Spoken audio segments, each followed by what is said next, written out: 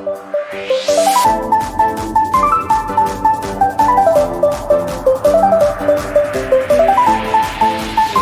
puji dan syukur kami naikkan kepadamu ya Allah Bapa kami. Di hari yang penuh sukacita ini, mengingat akan karyamu ya Tuhan. Ketika Engkau di kayu salib, mati, dikuburkan dan bangkit kembali. Dan Engkau Tuhan naik ke surga, menyiapkan tempat bagi kami. Terima kasih Tuhan, dan hari ini kami peringati hari kenaikan-Mu ya Tuhan, yang memberikan pengharapan baru bagi kami, bahwa kami memiliki rumah yang kekal, rumah Bapa di surga. Terima kasih Tuhan, kami mengucap syukur. Kami mau mendengarkan firman Tuhan. Biarlah Engkau ya Tuhan yang berbicara kepada kami. Engkau jamah setiap pribadi. Bukalah ya Tuhan mata hati kami, supaya kami dapat melihat kebenaran, supaya kami dapat mendengar dan menerima kebenaran itu dan melakukan dalam kehidupan kami. Dan kami boleh menjadi pelaku-pelaku firman. Terima kasih Bapa. Kami menyerahkan pemberitaan firman Tuhan ini di dalam kuasa, di dalam nama Yesus Kristus Tuhan kami. Haleluya. Amin. Silakan duduk. Selamat pagi. Salam. Puji nama Tuhan. Hari ini kita bersyukur bisa bersama-sama merayakan hari kenaikan Tuhan Yesus Kristus. Hari ini kita bersama-sama akan membaca dari firman Tuhan dalam Kisah Rasul pasal 1 ayat 6 sampai ayat yang ke-11. Saya beri judul khotbah saya hari ini antara penantian dan panggilan. Kisah 1 ayat 6 sampai ayat yang 11. Demikian firman Tuhan. Maka bertanyalah mereka yang berkumpul di situ, Tuhan, maukah Engkau pada masa ini memulihkan kerajaan bagi Israel? Jawabnya, Engkau tidak perlu mengetahui masa dan waktu yang ditetapkan Bapa sendiri menurut kuasanya. Tetapi kamu akan menerima kuasa kalau Roh Kudus turun ke atas kamu, dan kamu akan menjadi saksiku di Yerusalem dan di seluruh Yudea dan Samaria dan sampai ke ujung bumi. Sesudah ia mengatakan demikian, terangkatlah ia disaksikan oleh mereka, dan awan menutupnya dari pandangan mereka. Ketika mereka sedang menatap ke langit waktu ia naik itu, tiba-tiba berdirilah 2 orang yang berpakaian putih dekat mereka dan berkata kepada mereka, "Hai orang-orang Galilea, mengapakah kamu berdiri melihat ke langit? Yesus ini yang berangkat ke surga meninggalkan kamu akan datang kembali dengan cara yang sama seperti kamu melihat dia naik ke surga." Amin. Saudara-saudara dikasihi Tuhan, firman Tuhan hari ini berbicara tentang kebangkitan Yesus setelah bangkit 40 hari. Dia menampakkan diri kepada para muridnya. Sebagian ragu-ragu, bingung, dan lain sebagainya. Ada banyak cerita, peristiwa yang kita baca dalam Alkitab yang membuat mereka ragu. Ada Thomas yang ragu. Ada 2 orang yang sedang perjalanan ke Emmaus pulang ke kampung halamannya. Mereka kebingungan. Dan Yesus menampakkan diri kepada mereka. Dan pada waktu menjelang Yesus naik, Yesus mengajak mereka memasuki ke taman ke Bukit Zaitun. Lalu dalam perjalanan ke Bukit Zaitun itu, para murid itu bertanya-tanya kepada Yesus, "Tuhan, maukah Engkau memulihkan kerajaan bagi Israel pada masa sekarang ini?" Yesus mengarahkan mereka bukan kepada kerajaan Allah yang nyata atau diterapkan pada waktu itu, tetapi kepada panggilan yang lebih besar, yaitu menjadi saksi di seluruh dunia. Ya. Ini digambarkan seperti seorang pelari estafet. Pelari estafet itu dia selalu menunggu sampai pelari yang di belakangnya itu segera menyusulnya. Ya, biasanya mereka menunggu tetapi dengan kepastian bahwa mereka harus mengerjakannya lagi bagian mereka. Demikianlah sekarang sepertinya Yesus mau mengingatkan kita bahwa ada tugas estafet yang kita kerjakan dengan kuasa Roh Kudus. Ya. Kita harus bekerja dan Yesus mempercayakan itu kepada kita seperti seorang pelari estafet.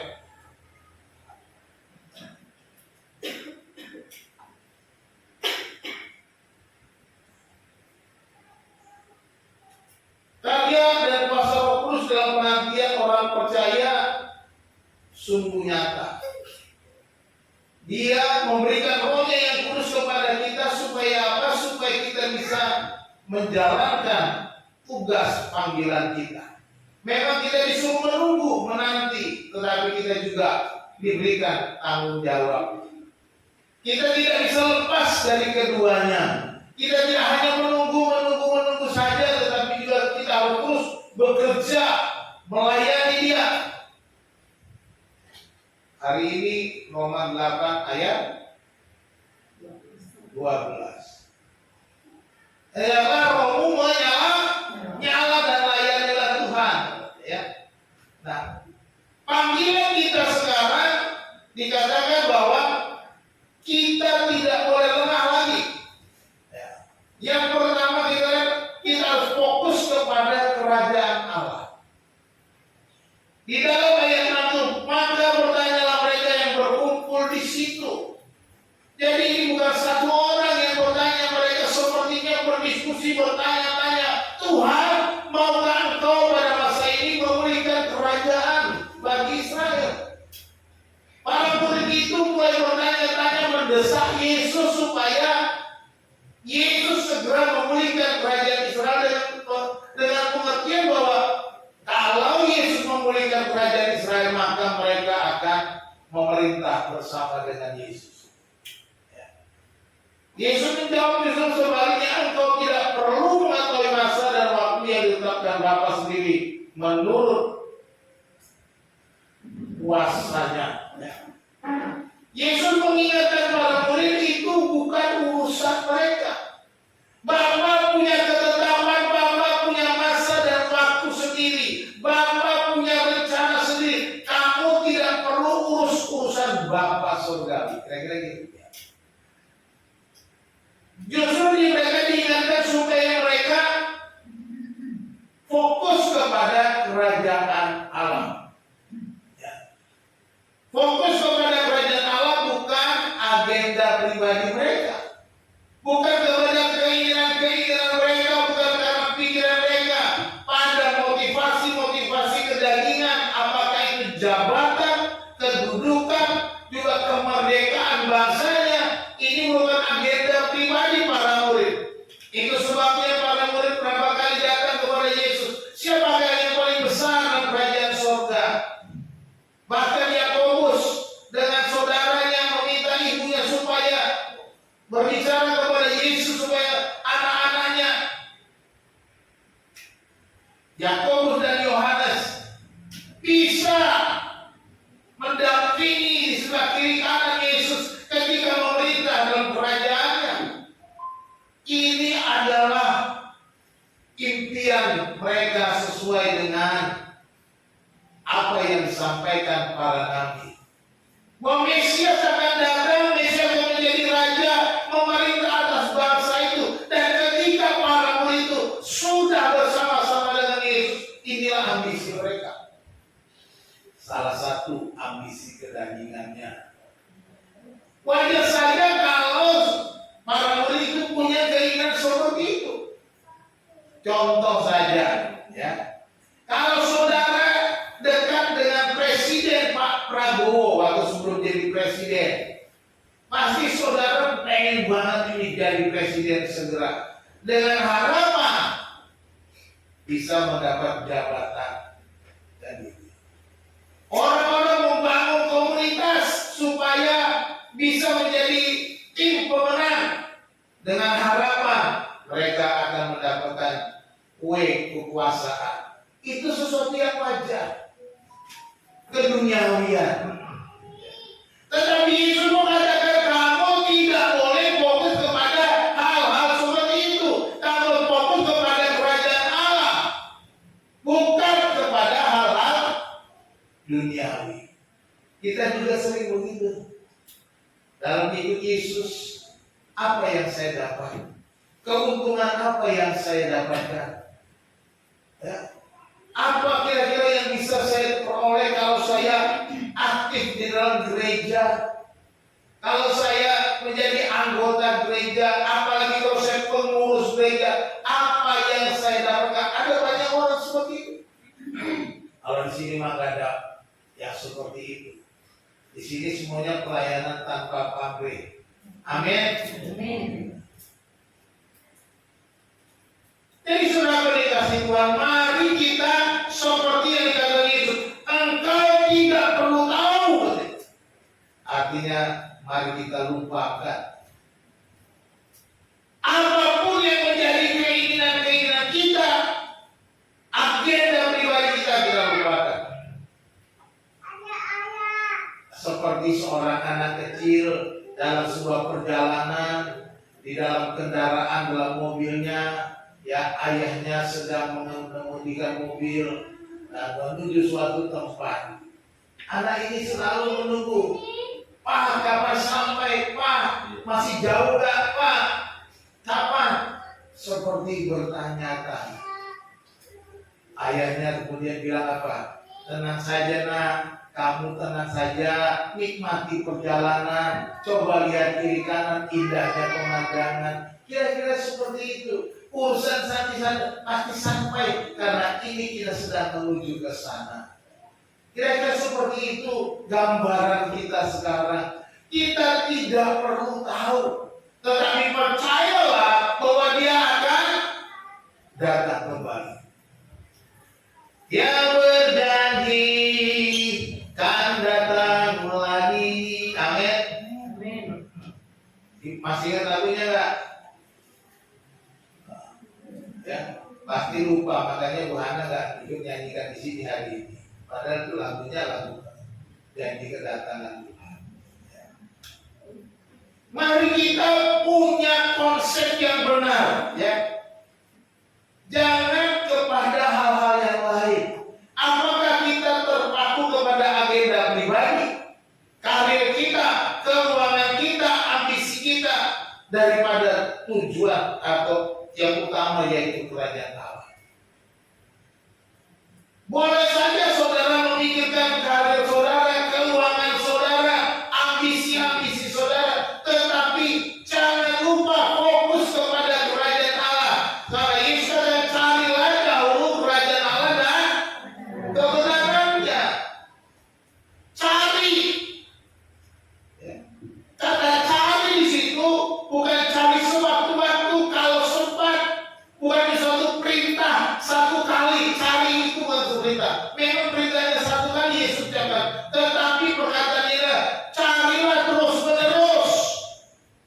Kerajaan Allah itu terus menerus. Jadikan itu sebuah kebiasaan mencari kerajaan Allah, kira-kira seperti itu. Jadi kalau kita mencari kerajaan Allah menjadi satu kebiasaan tiap hari, kita akan rindu bertemu dengan Tuhan, kita akan rindu untuk bersekutu dengan Dia. Kita rindu untuk membaca firman, berdoa, bersekutu, beribadah, ya.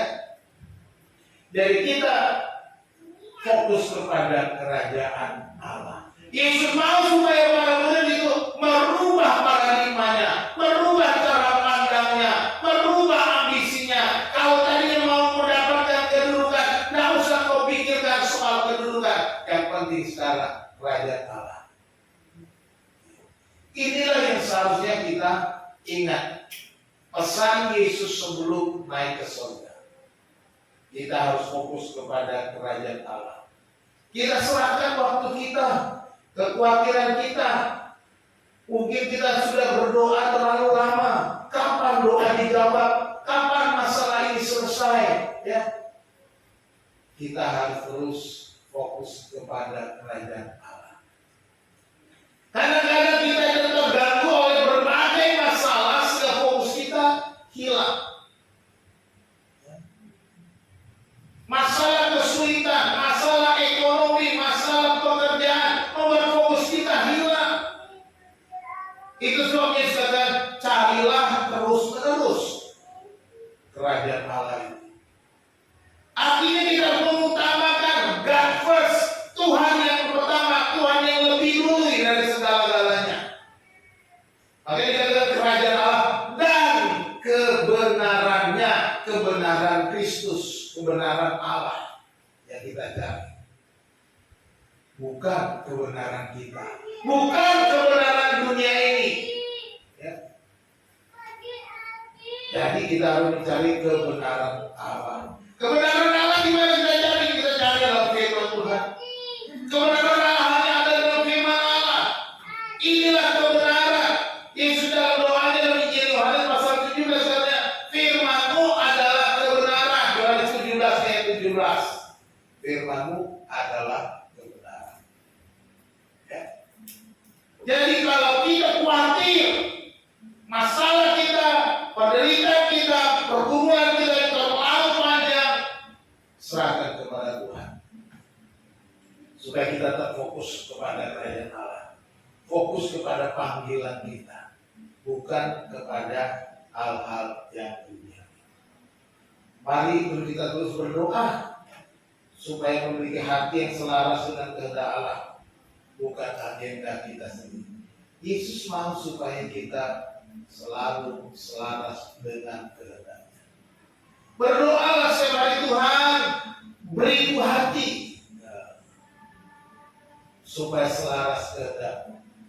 Seperti lagunya, berikanku hati seperti hati-Mu yang penuh dengan belas kasihan. Kita mau supaya punya hati Allah, hati yang mengasihi dunia ini, hati yang mengasihi orang-orang di sekitar kita, hati yang mengasihi orang-orang yang tersesat. Kita harus punya hati. Itulah hatinya Tuhan. Bukan kedagingan kita, bukan ambisi-ambisi kita, bukan keinginan-keinginan daging kita supaya kita menjadi lebih terpandang, terhormat, ya, terkaya. Bukan itu tujuannya. Sebab orang-orang yang meninggikan diri akan direndahkan, tapi orang-orang yang merendahkan akan ditinggikan pada waktunya oleh Tuhan. Amin. Yang kedua, dalam ayat yang ke-8 ada tugas baru, yaitu menjadi saksi. Yang pertama, pesan Yesus fokus kepada kerajaan Allah. Yang kedua, pesannya ada tugas baru supaya menjadi saksi. Dikatakan ayat 8, tetapi ini menyatakan kontras dari apa yang mereka harapkan. Tetapi kamu akan menerima kuasa. Kamu akan menerima power, kuasa. Kalau Roh Kudus turun ke atas kamu. Pada waktu Yesus bicara, Roh Kudus belum turun. Nanti 10 hari lagi, minggu, hari minggu depan, minggu depan, Pentakosta, Roh Kudus turun, kira-kira gitu. 10 hari kemudian, kayaknya 40 hari tambah 10 hari, Pentakosta 50 hari. Pentakosta itu artinya hari ke-50. Ya. Roh Kudus turun ke atas kamu dan kamu akan menjadi saksiku di Yerusalem dan di seluruh Yudea dan Samaria dan sampai ke ujung bumi. Inilah tugas kita menjadi saksi. Ya. Kita dikatakan menerima kuasa. Ada kuasa diberikan kepada kita. Dalam bahasa Yunani-nya dinamis. Kuasa itu dinamis. Saya ulang kali katakan, akar katanya sama dengan dinamit. Bahan peledak, ada power. Ada kemampuan, ability yang Tuhan berikan kepada kepada kita melalui Roh-Nya yang kudus. Roh Kudus itulah power kita, Roh Kudus itu kekuatan kita, Roh Kudus itu memampukan kita, bukan kita yang tidak bisa apa-apa nanti jadi bisa. Seperti Petrus yang tadinya ketika ada orang bertanya, kamu salah seorang dari muridnya, oh bukan, aku gak kenal. Kamu iya, bukan, aku tidak kali menyangka. Tetapi ketika Roh Kudus turun atasnya, dia berani berbicara, dengar, kami bukan nabung. Baru dia khotbah. Karena apa? Ada kuasa, ada power, there is power in Holy Spirit. Ada kuasa dalam Roh Kudus bekerja dalam diri sekali dia berbicara, sehingga pada waktu itu 3.000 orang bertobat. Ada kuasa. Kamu akan menerima kuasa. Jadi ketika Yesus menjadikan kita saksi, Dia memperlengkapi kita, Dia memberi kita modal, Dia memberikan kita kemampuan. Jadi Dia tidak dibiarkannya kita bersaksi sendirian. Ya. Kamu akan menerima kuasa kalau Roh Kudus turun ke atas kamu. Ketika Roh Kudus kita terima, kita punya kuasa. Oleh sebab itu kita harus terus bangkit. Ingat panggilan kita. Kalau saudara punya keluarga yang belum kenal Yesus, ceritakan tentang pengalamanmu bersama Yesus. Ceritakan kasih Bapa kepada orang-orang di sekitarmu. Ceritakan bagaimana engkau mengalami berkat Tuhan. Itu saja sudah gampang bagi kita. Pak, takut Pak, aku gak bisa bicara Pak, gak berani Pak. Kalau kita bilang gak berani, maka kita tidak. Tetapi ketika kita mulai melangkah, ketika kita mulai berbicara, maka kita akan keluar kata-kata. Karena kita ragu-ragu, makanya ragu diri.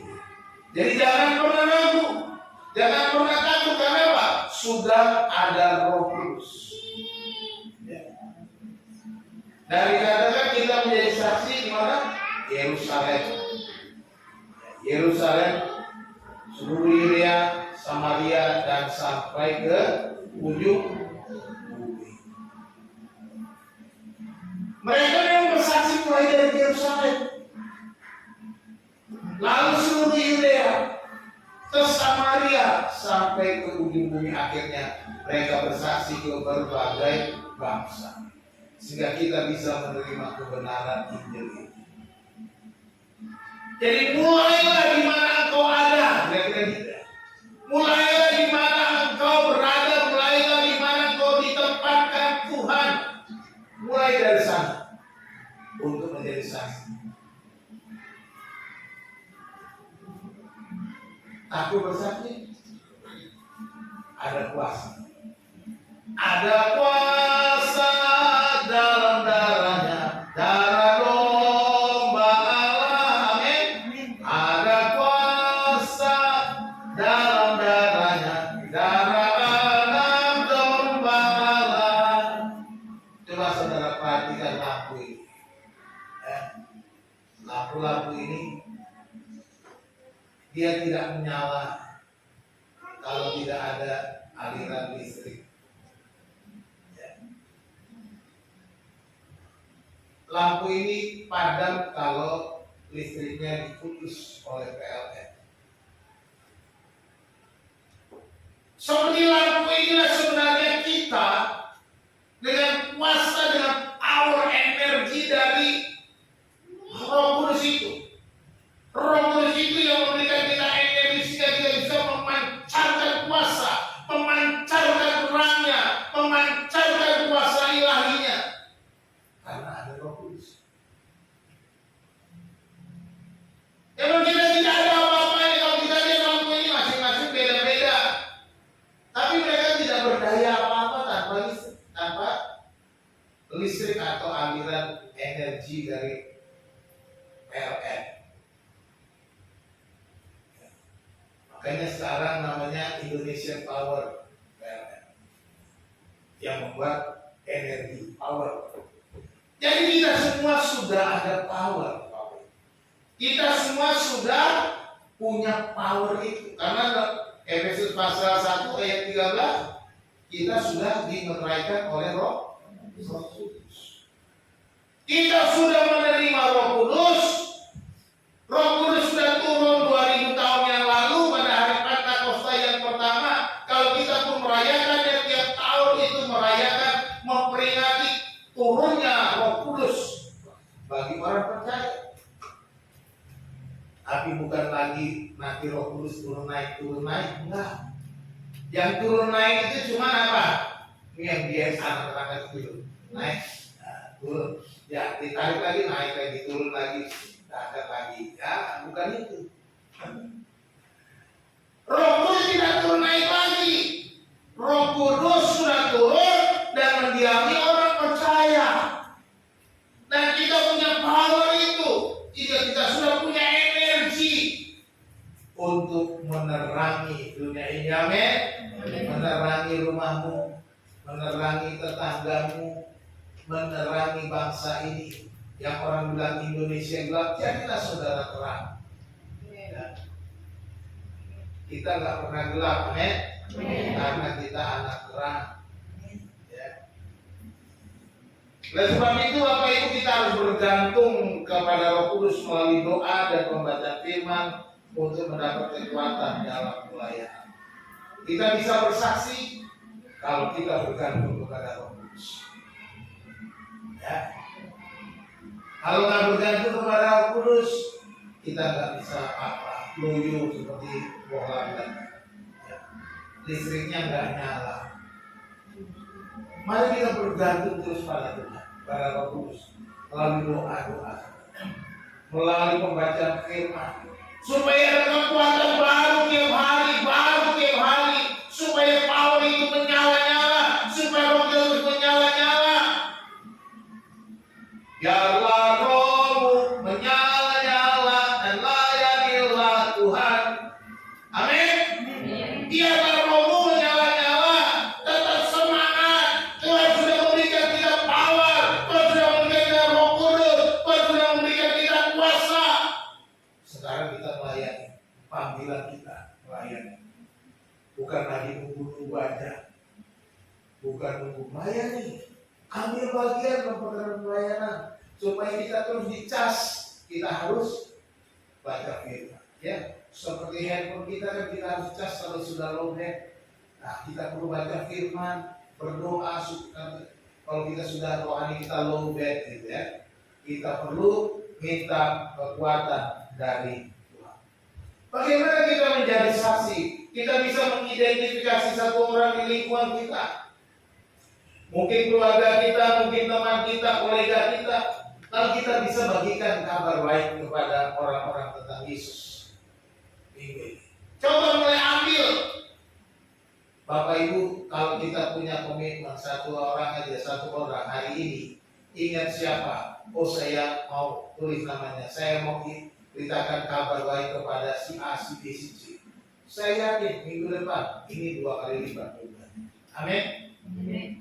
Ya, karena kita nggak pernah mau ambil komitmen, karena kita lalai menjadi saksi, kita hanya hidup menikmati apa yang Tuhan berikan. Berjalan aja Pak, ngalir aja Pak, iya betul. Tetapi ingat mulai hari ini coba kita mulai ambil kesempatan mengidentifikasi, oh si A perlu keselamatan. Aku memberitakan Injil kepada si A. Ini tugas kita menjadi saksi. Bagaimana caranya? Aku nggak tahu Pak. Ceritakan kebaikan Tuhan. Ceritakan kasih Tuhan yang bisa kita alami kepada orang lain. Itu saja lebih mudah. Ya. Sehingga orang itu menerima kebenaran betapa baiknya bahwa Tuhan yang kuasa itu hidup, bahwa Yesus sudah menebus dosa-dosa. Ini baru kita menjadi saksi. Jangan hanya kita tahu menjadi saksi tapi tidak bersaksi-saksi. Ya. Kita hanya lewat begitu. Mulailah dari hal yang kecil. Berbagi kasih Kristus melalui tindakan nyata.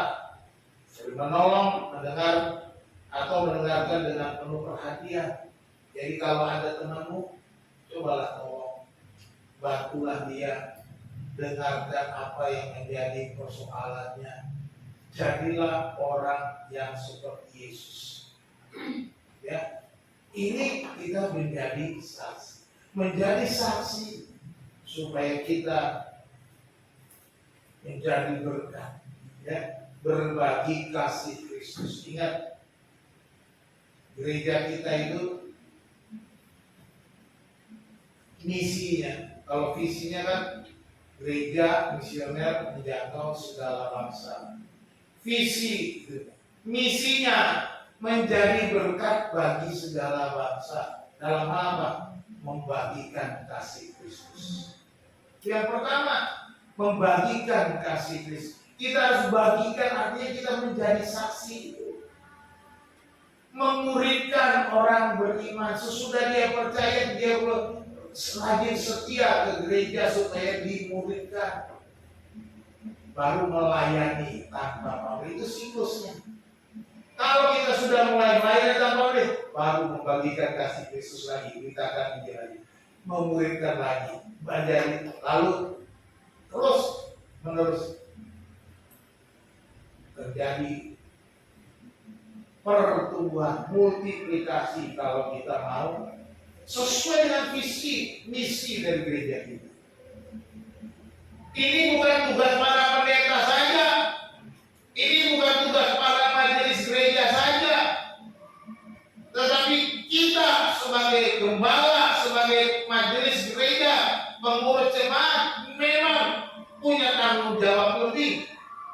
Tetapi ini juga tanggung jawab seluruh anggota jemaat, seluruh orang percaya, bahwa kita harus menjadi saksi. Yang ketiga, pesan Yesus, menanti dengan pengharapan. Pesannya di hari kenaikan ini adalah menanti dengan penuh pengharapan. Ayat 9, sesudah ia mengatakan demikian, berangkatlah ia disaksikan oleh mereka dan awan tutupnya dari pandangan mereka. Yesus berangkat. Ayat 10, ketika mereka sedang menatap ke langit waktu ia naik itu, tiba-tiba berdirilah dua orang yang berpakaian putih dekat mereka dan berkata kepada mereka, hai orang-orang Galilea, mengapa kamu berdiri melihat ke langit? Yesus ini yang terangkat ke surga yang meninggalkan kamu akan datang kembali dengan cara yang sama seperti kamu melihat dia naik ke surga. Malaikat mengingatkan para murid yang saat itu menyaksikan Yesus terangkat naik, semakin naik, menghilang dari pandangan mereka. Ketika mereka sedang terpesona dengan keadaan itu, dua orang malaikat berdiri mereka dan mengingatkan, hei orang Galilea, mengapa kamu melihat ke langit? Yesus ini yang terangkat ke surga, yang kamu lihat ini terangkat, dia akan datang kembali dengan cara yang sama. Artinya kamu harus kembali menantikan kedatangan Kristus dengan penuh pengharapan bahwa dia akan datang kembali dengan cara yang sama. Yesus yang sama, Yesus yang ini, bukan Yesus yang lain, bukan Yesus Degea, bukan Yesus pemain bola, bukan Yesus orang Portugal, bukan Yesus orang Spanyol, bukan Yesus orang Meksiko, apalagi Yesus orang Jawa, enggak. Tapi Yesus ini yang terangkat, jelas ya, Yesus ini yang terangkat akan datang kembali dengan cara yang sama, jelas.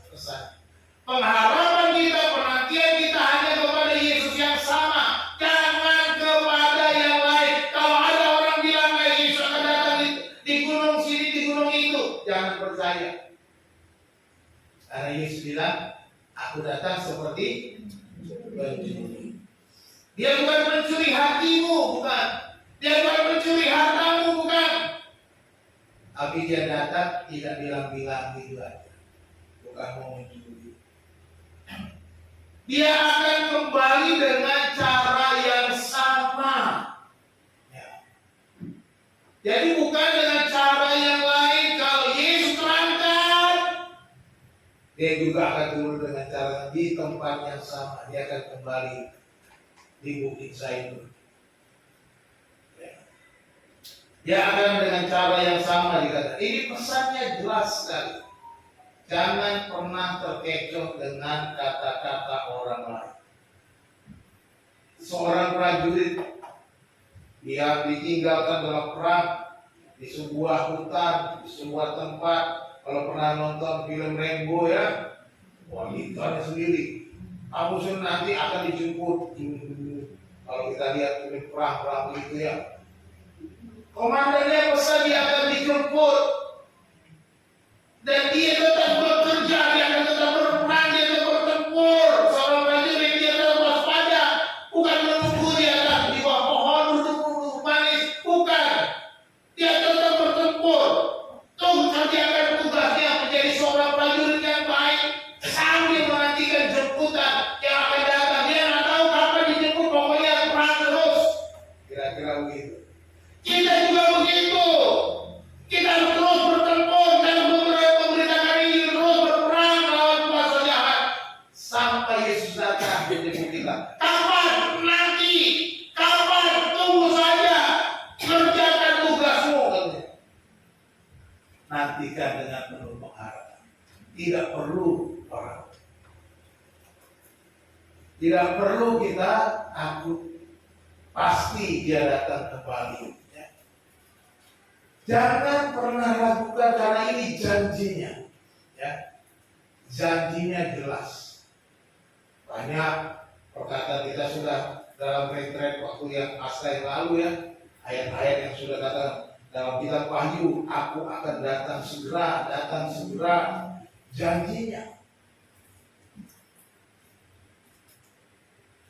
Mari kita hidup dengan kesadaran penuh bahwa Kristus bisa kembali kapan saja. Apakah tindakan kita mencerminkan kesiapan itu? Ini penting. Yesus bisa datang kapan saja, hari ini, malam nanti, besok, kadang-kadang. Oleh sebab itu kita harus berjaga-jaga, kita harus waspada, kita harus hidup standby, kita harus benar-benar seperti 5 gadis yang bijaksana itu, selalu menyediakan minyak pada lampunya, sehingga ketika Yesus datang kedua kali, kita sudah siap bersama-sama masuk dalam perjamuan pesta perkawinan anak domba. Ini yang sudah. Bagaimana itu? Jagalah hidup yang berkenan kepada Tuhan. Jaga hati kita supaya tidak menyimpang dari jalannya Tuhan. Jaga pikiran kita supaya tidak menyimpang dari jalannya Tuhan berpikir.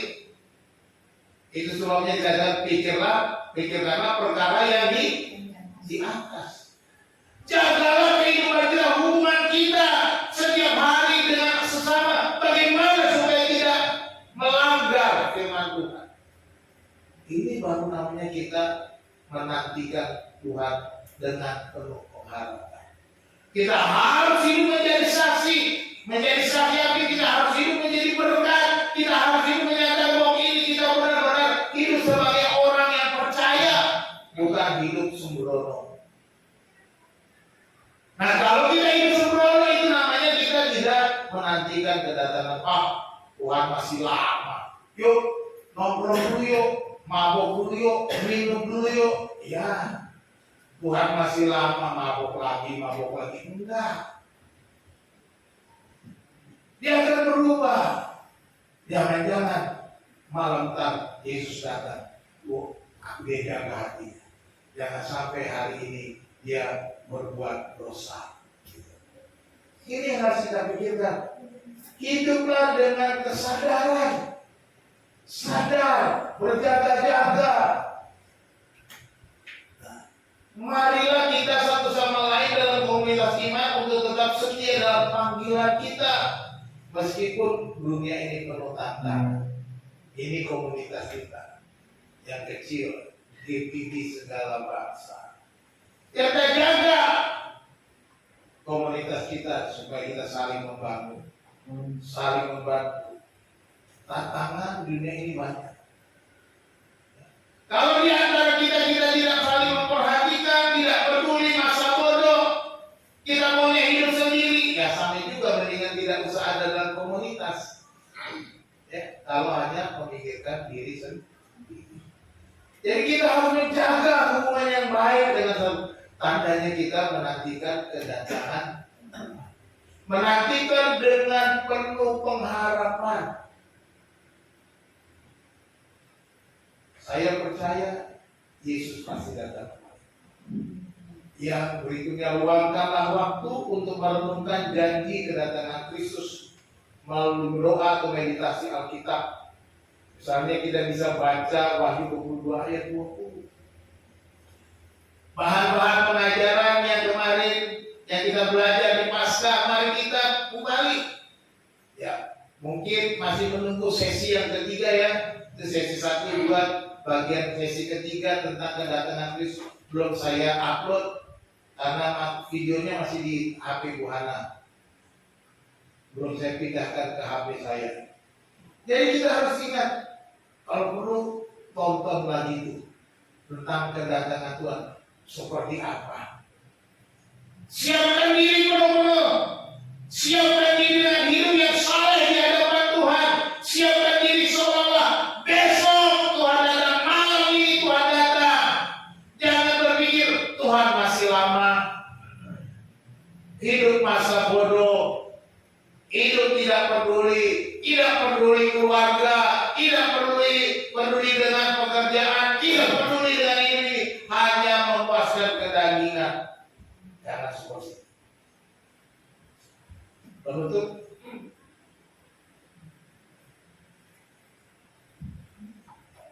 Kenaikan Yesus bukan hanya peristiwa sejarah, tetapi panggilan untuk hidup dengan fokus pada kerajaan Allah, diberi kuasa oleh Roh Kudus, dan nanti kedatangannya kembali dengan penuh harapan. Kita tidak dipanggil untuk berdiri memandang ke langit, tetapi untuk bertindak sebagai saksinya di dunia ini. Panggilan kita bukan untuk berdiri menatap langit, menunggu-nunggu, bukan itu. Tapi panggilan kita adalah menjadi saksi. Penantian kita adalah menjadi saksi. Menantikan kedatangan Yesus berarti kita mau menjadi saksi yang hidup di dunia ini. Bukan hanya menunggu. Jangan sampai saudara hanya di dalam kamar baca Alkitab, berdoa, tidak peduli dengan yang lain, dan saudara katakan saya sedang menunggu kedatangan Tuhan. Bukan itu. Memang kita perlu baca Alkitab dan berdoa, bukan berarti kita 24 jam kita baca Alkitab, berdoa di kamar, tidak peduli yang lain. Itu namanya sudah salah. Salah penerapan, salah kaprah. Lakukan tugas kita sebaik-baiknya dengan penuh dedikasi, dengan penuh tanggung jawab. Yang bekerja dengan baik, bekerja untuk Tuhan. Yang berumah tangga, bangun rumah tangga yang baik untuk rumah tanggamu, untuk Tuhan. Apapun itu yang kau lakukan dengan baik, menjadi terang, sehingga sebagai karyawan engkau dilihat orang lain, engkau menjadi berkat. Ini yang namanya menantikan kedatangan, tetap menjadi saksi. Seperti seorang petani, ya, dia menabur, menantikan hujan. Dia tidak hanya menunggu, tapi dia juga merawat sawahnya. Tidak ada petani yang menabur, udah biarin aja, tunggu aja, ntar minum dulu, ngopi, merokok. Yang hari ngopi, ngerokok, begitu dia ke ladang. Mana yang gua tanam tadi kok jadi hutan? Yang tak pernah diurus. Bagaimana kita mau panen? Orang yang menanam padi di sawah harus diurus. Kenapa? Banyak nanti yang tumbuh macam-macam. Bukan cuma padi. Kalau kita biarkan saja. Ya. Tapi itulah orang yang menantikan hasil yang baik, hasil panen yang baik, maka dia akan bekerja dengan baik. Dan demikian juga kita, kalau kita mau menantikan kedatangan Tuhan, kita harus melakukan yang terbaik untuk Tuhan, supaya hidup kita berbuah, supaya hidup kita menyenangkan hati Tuhan. Amin. Menyenangkan hati Tuhan. Ini saya ambil kutipan dari pendeta Billy Graham. Dia bilang, rumahku di sorga. Aku hanya berjalan-jalan melintasi dunia ini. My home is in heaven. I'm just traveling through this world. Pendeta Billy Graham menyelesaikan pertandingan yang baik dengan cara luar biasa. Karena dia punya pengharapan di surga. Di dunia ini hanya traveling, tapi dia traveling melakukan panggilannya, memberitakan Injil, memenangkan jiwa, memberikan pelayanan yang terbaik, memuliakan nama Tuhan. Ini travelingnya dia. Bukan sekedar traveling untuk menikmati kesenangan pribadinya, tapi traveling menyenangkan hati Tuhan. Inilah yang kita harus punya konsep bahwa kita ini, rumah kita ada di surga, rumahku ada di sana. Di dunia ini kita cuma traveling. Sebuah perjalanan, ya. Kita harus mau seperti dokter Billy Graham. Saya percaya kita semua rindu untuk bersama-sama dengan Yesus di surga yang mulia. Tuhan Yesus memberkati kita. Kita berdoa. Kami bersyukur kepadamu Tuhan untuk firman-Mu yang terus mengingatkan kami akan fokus kami kepada kerajaan Allah. Panggilan kami akan menjadi saksi dan menantikan Engkau dengan setia, dengan tekun, dengan tetap melakukan panggilan kami ya Tuhan, menjadi berkat, memuliakan Engkau. Terima kasih Tuhan, kebenaran yang kami terima. Biarlah di hari peringatan kenaikan Yesus ke surga ini, kami boleh mengingat kembali pesan-pesan peristiwa 2000 tahun yang lalu, agar kami juga boleh memuliakan nama-Mu ya Tuhan, menjadi berkat. Sebagaimana visi misi gereja kami, kami boleh menjadi berkat bagi segala bangsa, membagikan kasih Allah, memuridkan orang beriman, dan melayani tanpa pamrih. Terima kasih Tuhan, kami mengucap syukur dan menyerahkan waktu ini ke hamba berdoa supaya Engkau menggerakkan hati kami, supaya kami memiliki satu komitmen untuk memberitakan satu jiwa satu dalam minggu ini Tuhan, supaya kami boleh membawa jiwa-jiwa kepada Tuhan. Terima kasih Yesus. Biarlah Roh-Mu bekerja dalam diri kami, sehingga kami melakukan dengan kuasa Roh-Mu ya Tuhan, sehingga kami melihat Engkau berkarya di dalam kami melalui kami. Terima kasih Tuhan.